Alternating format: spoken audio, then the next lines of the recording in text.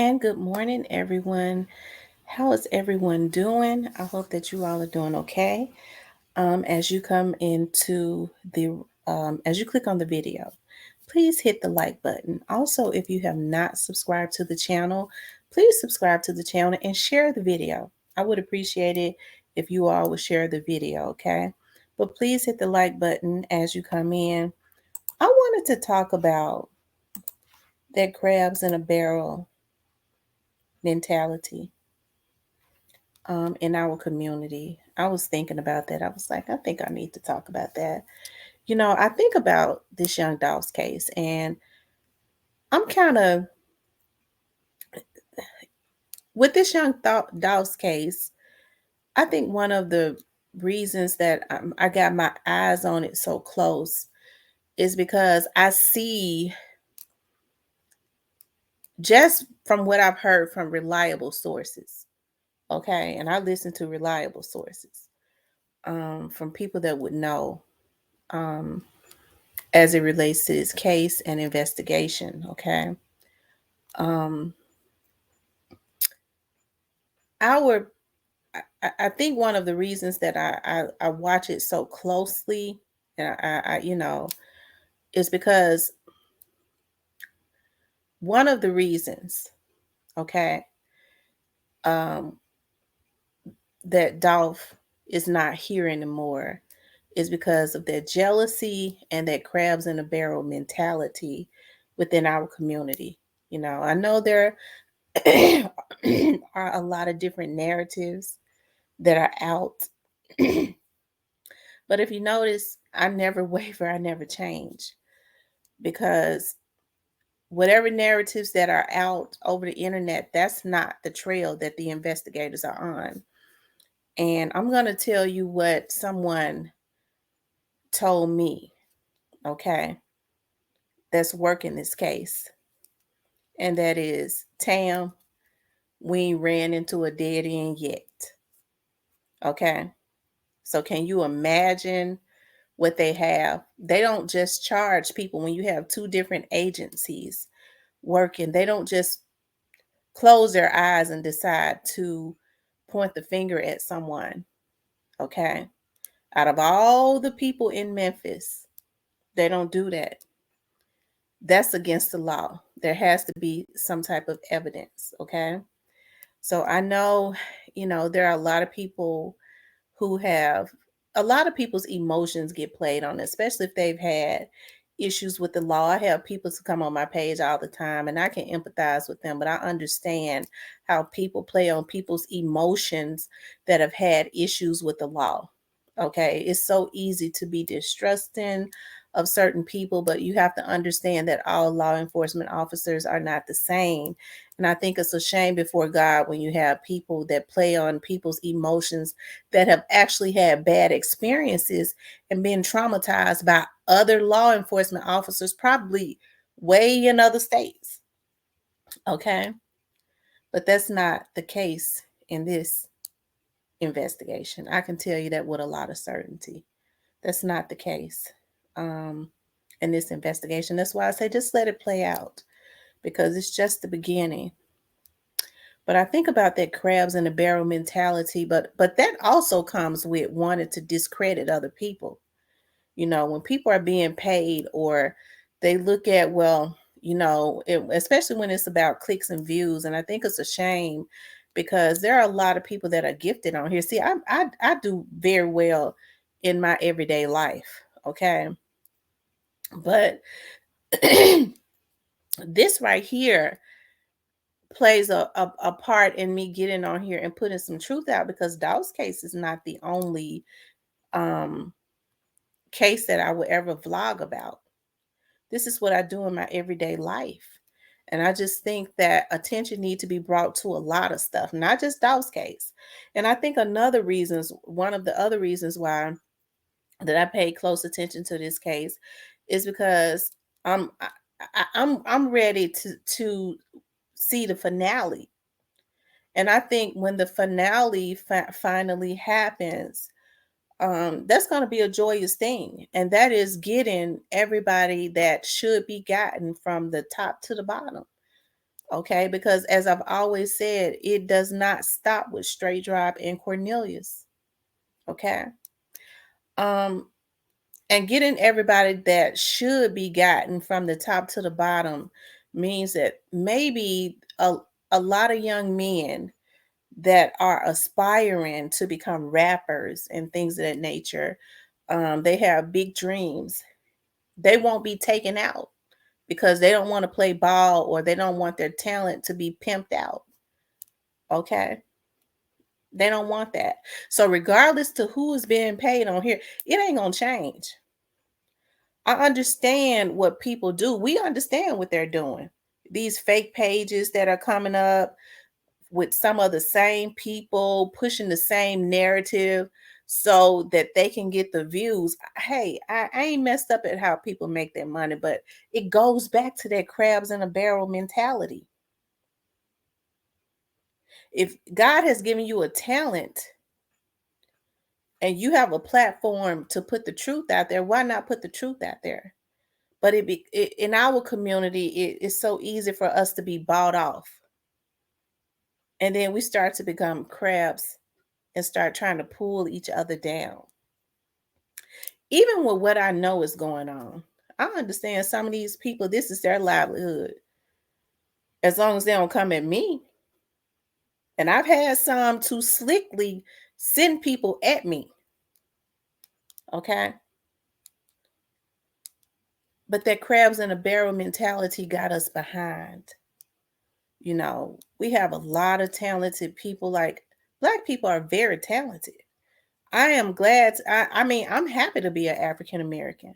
But I think about even in my business, like one of the reasons that my business is so successful, it has nothing to do with, my community, you know.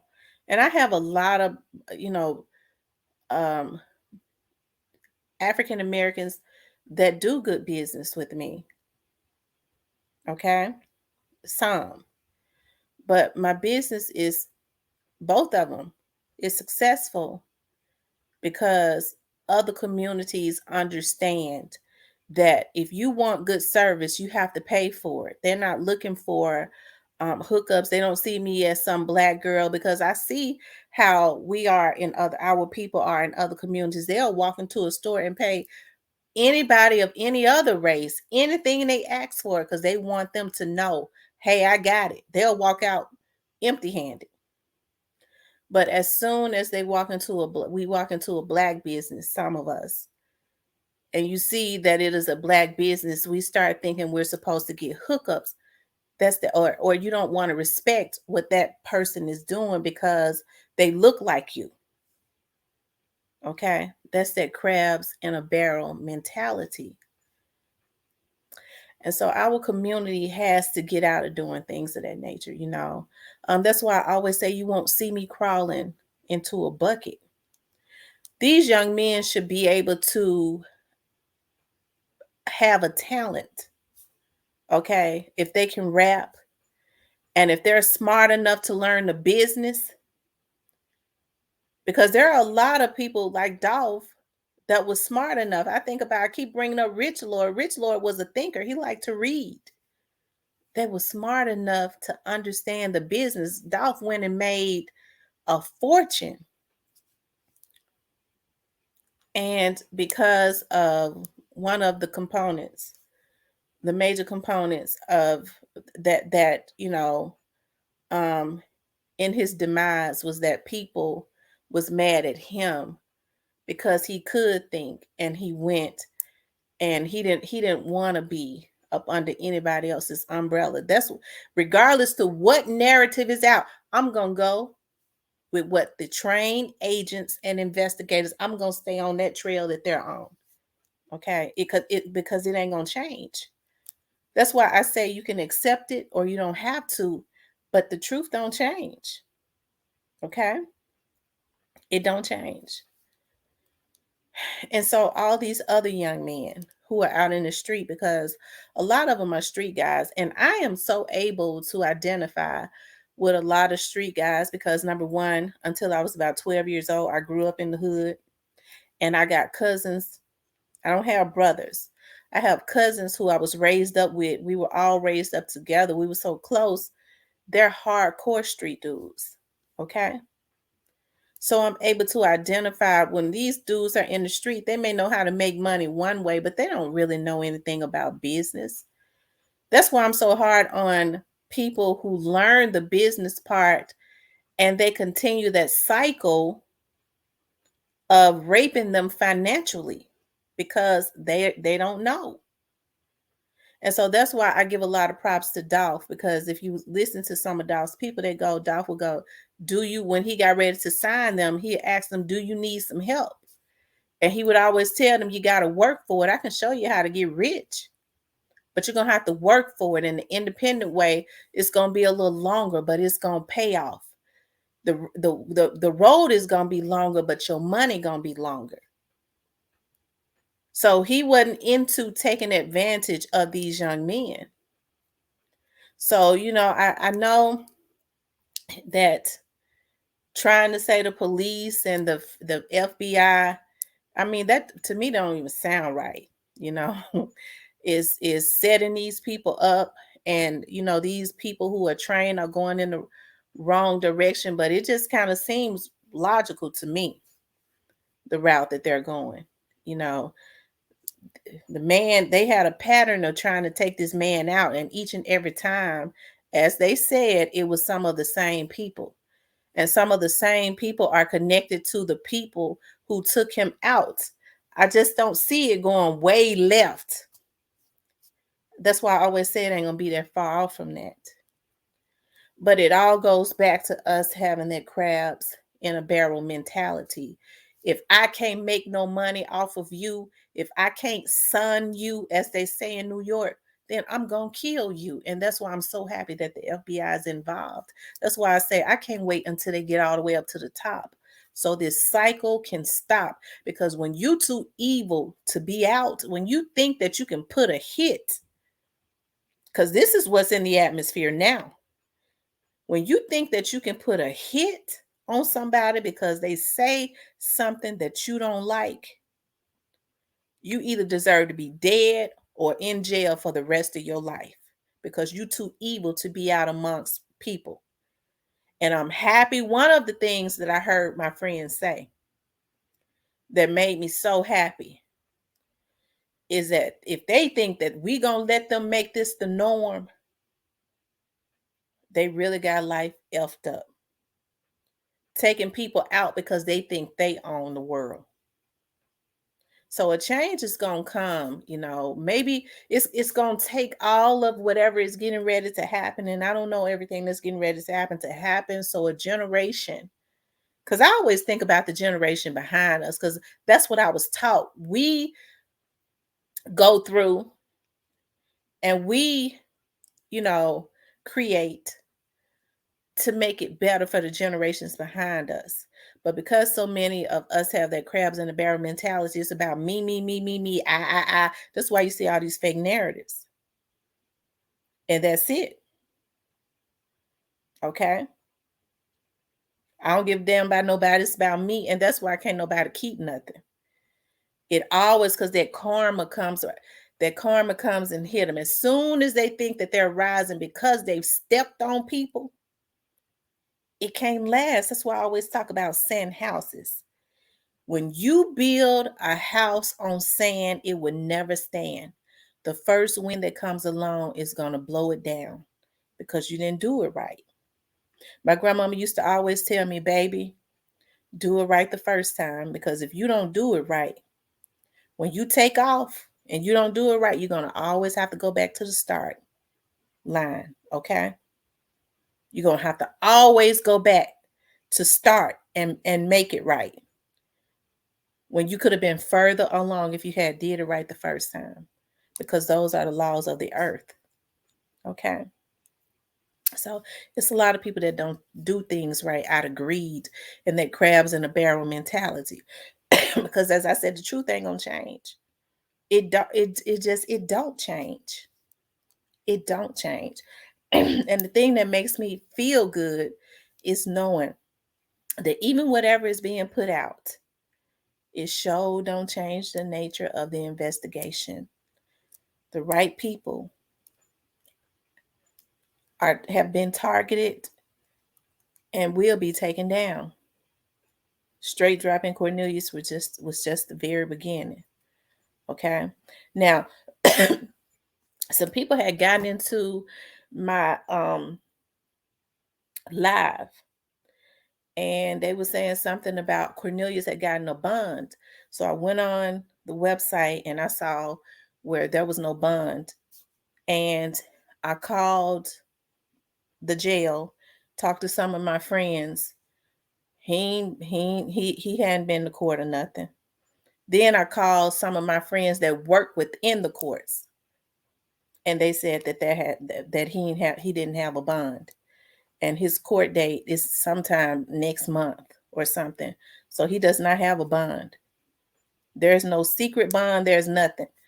He go to court on at sometime in January. I believe they said July the 1st or something like that. So there is no bond. I called several people to see if there was some type of secret bond. It's not. I called the people. I made sure I called my friend that works in the court down there with those judges, a principal court clerk. There's no secret bond. So I don't know where the young lady or the young man who's in my chat got that from. But I called to check. And I called several people. So, but anyways, these people are not trying to pull anything over anybody's head. They are not. You have two different agencies, really three, that's on this case. Can you imagine how big it is? Okay. That's why I say when God gives you a gift, use it for the right reasons. Because when you use it for the wrong reasons, it never works out, you know. So that's why I say we have to stop that crabs in a barrel mentality. We got to stop it. I see other communities, they don't have that crabs in a barrel mentality. They know that the money has to generate in their community to keep their communities flourishing. That's what they've been taught. In our community, if somebody is successful, we automatically zone in on them, or we think they're getting some traction. We zone in on them, try to pull them down. Then you pull them back down in the bucket. Then that karma hitting you, because God is not going to let you flourish when you do things of that nature. And so everybody is stuck in a bucket. I just refuse to crawl into a bucket to fight. I refuse to. That's not how I fight. Okay. So that's why I say, y'all, in order for our community to come out of bondage, we're going to have to overthrow that crabs in a barrel mentality. We ain't got no choice. Once you pick yourself up and crawl out of that bucket, and then you reach back in after you've gained some stability, if you can, and start pulling those who truly want to come out, and that's not trying to pull you back in, you're going to see how much better your life is. You're going to say, I love it here. I love it here. So, anyways, that's what I wanted to get on and talk about. Our community is stagnant in a lot of areas because of that crabs in the barrel mentality, and that needs to be changed. But you all have a good day.